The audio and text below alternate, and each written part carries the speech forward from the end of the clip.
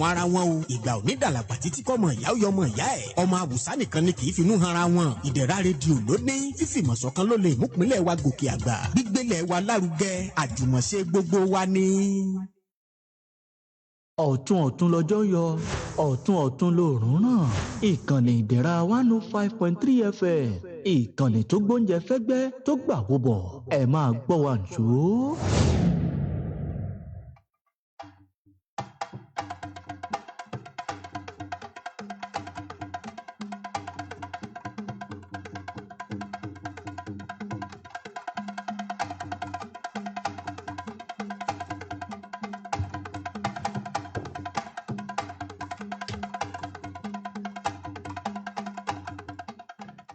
ẹ káalẹ́ o àṣàyàn ròyìn lábẹ́lé fún tàṣálẹ̀ tòní ló ń dé sí etí ìgbọ̀nyẹn láti ìkànnì ìdẹ̀ra 105.3 FM Tolúlọpẹ́ Ọlánrewájú lórúkọ mi.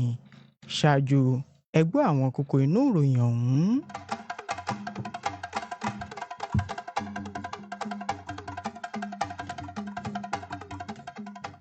àwọn aṣojú-ṣòfin lórílẹ̀‐èdè Nàìjíríà béèrè fún owó ìrànwọ́ àyẹ̀wò àti ìtọ́jú àrùn jẹjẹrẹ. àwọn agbébọn ṣekú pa olóyè ẹgbẹ́ òṣèlú APC kan àtàwọn mẹ́ta mìíràn ní ìpínlẹ̀ Benue.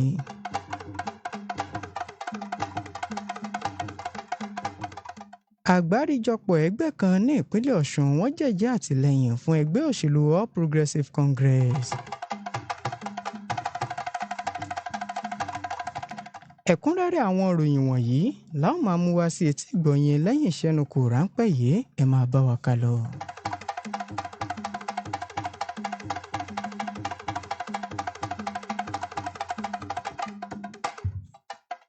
wàyí o ìròyìn ọ̀hún rèé lẹ́kùnrẹ́rẹ́.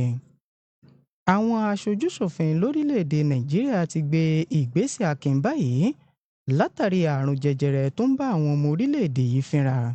ọ̀rọ̀ yìí ló jẹyọ níbi ìpàdé kan tó wáyé nílẹ̀ ìgbìmọ̀ aṣojú-ṣòfin orílẹ̀‐èdè Nàìjíríà lónìí nígbà tí àwọn ilé ìgbìmọ̀ ọ̀hún tí wọ́n gbé ìgbésẹ̀ náà tí wọ́n sọ di mímọ̀ fún ààrẹ Bọ́lá Ahmed Tinubu tó ń ti ìjọba orílẹ̀‐èdè yìí láti pèsè àyẹ̀wò ọ̀fẹ́ fún àwọn ọmọ orílẹ̀‐èdè yìí tó bá lùgbàdì irúfẹ́ àìsàn jẹjẹrẹ náà. àbá ọ̀hún ló wáyé láti ẹnu Adéníran Hùsẹ́nì lẹ́ni tó jẹ́ aṣojú-ṣòfin tó ń ṣojú ẹkùn ìdìbò ìjọba ìbílẹ̀ Ìbàràpá àti Ìdó nílẹ̀ ìgbìmọ̀ aṣojú-ṣòfin lórílẹ̀‐èdè yìí láti ìpínlẹ̀ Ọ̀yọ́. Adérẹ̀mí Hùsẹ́nì ló ń tọ́ka sí oríṣiríṣi àìsàn tó ń bá àwọn ọmọ orílẹ̀‐èdè Nàìjíríà fínra tó fi jẹ́ wípé ọ̀pọ̀lọpọ̀ wọn ni ó ń dojúkọ àìsàn jẹjẹrẹ tí wọn kò sì rówó tọ́jú rẹ̀. àwọn aṣojú-ṣòfin orílẹ̀‐èdè náà wọ́n bójú wo bí nǹkan ṣe le koko bí ojú ẹja láti tọ́jú àìsàn jẹjẹrẹ. àmọ́ ṣá o ní báyìí àwọn aṣojú-ṣòfin ọ̀hún ti wá pé ìjọba àpapọ̀ lórílẹ̀‐èdè yìí láti ṣe ìrànlọ́wọ́ owó pẹ̀lú oògùn lílò fún àwọn ọmọ orílẹ̀‐èdè yìí láti dènà àrùn jẹjẹrẹ náà. bákan náà ẹ̀wẹ̀ kí wọ́n tún pèsè ẹ̀rọ àyẹ̀wò fún àwọn elétò ìlera láti ṣàyẹ̀wò àìsàn náà. àwọn aṣojú-ṣòfin ọ̀hún wọ́n wá pàṣẹ fún àwọn ìgbìmọ̀ tó wà lẹ́ka ètò ìlera lórílẹ̀‐èdè yìí kí wọ́n bá ìjọba sọ̀rọ̀ láti pèsè oògùn fún àwọn ènìyàn tó bá lùgbàdì àìsàn jẹjẹrẹ ọ̀hún ní kíákíá.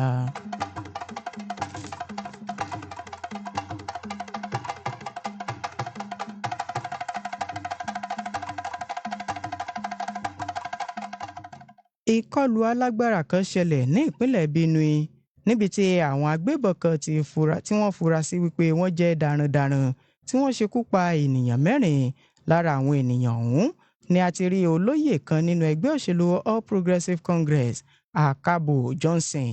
ìkọlù náà ló wáyé ní ìrọ̀lẹ́ àná ọjọ́ ìṣẹ́gun Tuesday ní agbègbè Mbasada ní ìjọba ìbílẹ̀ ìlà oòrùn Gua ní ìpínlẹ̀ ọ̀hún. gẹ́gẹ́ bí àwọn akọ̀ròyìn ṣe sọ wípé àwọn afurasí darandaran náà ya bo àwọn agbègbè ọ̀hún ní nǹkan bíi aago 5 ìrọ̀lẹ́ kù ìṣẹ́jú 25 tí wọ́n sì yìnbọn lákọlákọ láì nídìí léyìí tó ṣekú pa àwọn ènìyàn náà. alága ìjọba ìbílẹ̀ ìlà oòrùn Gua ọ̀hún Timothy Adé ó fi ìdí ìṣẹ̀lẹ̀ náà múlẹ̀ tí ó sì ṣàpèjúwe ìkọlù náà bí èyí tí kò bójúmu. Èyí ni ìkọlù ẹlẹ́ẹ̀kejì lágbègbè ọ̀hún láàrin ọ̀sẹ̀ méjì tó kọjá. Àwọn òṣìṣẹ́ aláàbò ni wọ́n ti lọ sí ibi tí ìṣẹ̀lẹ̀ ọ̀hún ti ṣẹlẹ̀ láti pèsè ààbò ní àwọn ààlà agbègbè náà tó ń ti ṣíṣe ìdíwọ́ àwọn ìkọlù mìíràn. Alága ọ̀hún rọ àwọn olùgbé láti wà ní ojúlalá kan fi ṣọ́rí kí wọ́n sì jábọ̀ èyíkéyìí àwọn iṣẹ́ tó bá mú ìfura dání fún àwọn iléeṣẹ́ aláàbò tó yẹ. Wọ́n gbóríyìn fún gómìnà Yancey Alia fún ìdásí ní kíákíá tó ń ti àtìlẹ́yìn rẹ̀ fún ṣíṣe àgbékalẹ̀ àwọn ọmọ ológun lọ síbi tí ìṣẹ̀lẹ̀ náà ti ṣẹlẹ̀.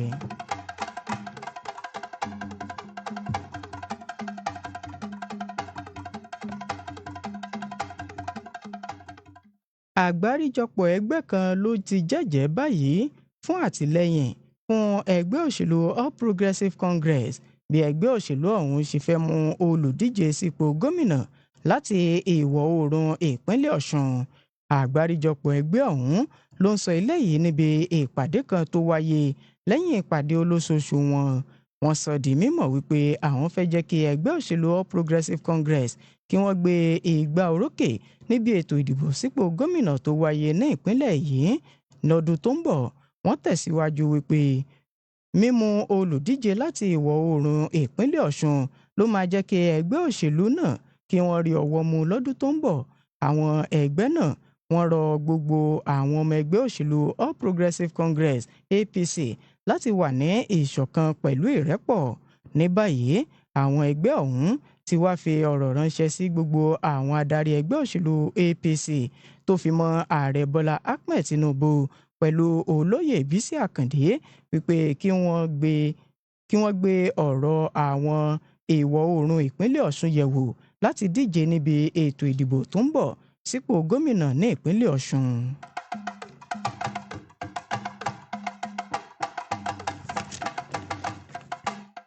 Pẹ̀lú èyí ni a fi dé òpin ìròyìn abẹ́lé fún tàṣálẹ̀ tòní láti ìkànnì Ìdẹ̀ra 105.3 FM. Àmọ́ kí a tó máa lọ, ẹ gbọ́ àwọn àrígbámú kókó kọ̀ọ̀kan nínú ìròyìn ọ̀hún lẹ́ẹ̀kan sí i. Àwọn aṣojú-ṣòfin orílẹ̀-èdè Nàìjíríà béèrè fún owó ìrànwọ́ àyẹ̀wò àti ìtọ́jú àrùn jẹjẹrẹ.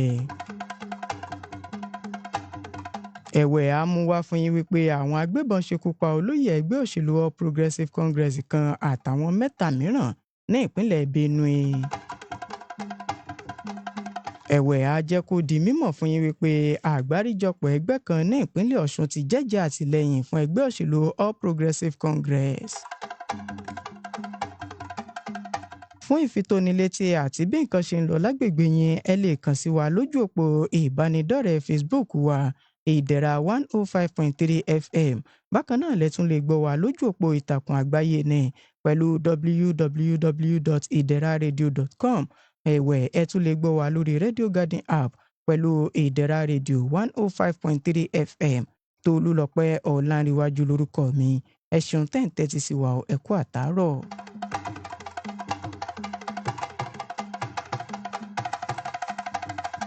Ìdẹ̀ra 105.3 FM. Àjànàkú kọjá mo rí nǹkan fìrí. Ọ̀pọ̀lọpọ̀ igi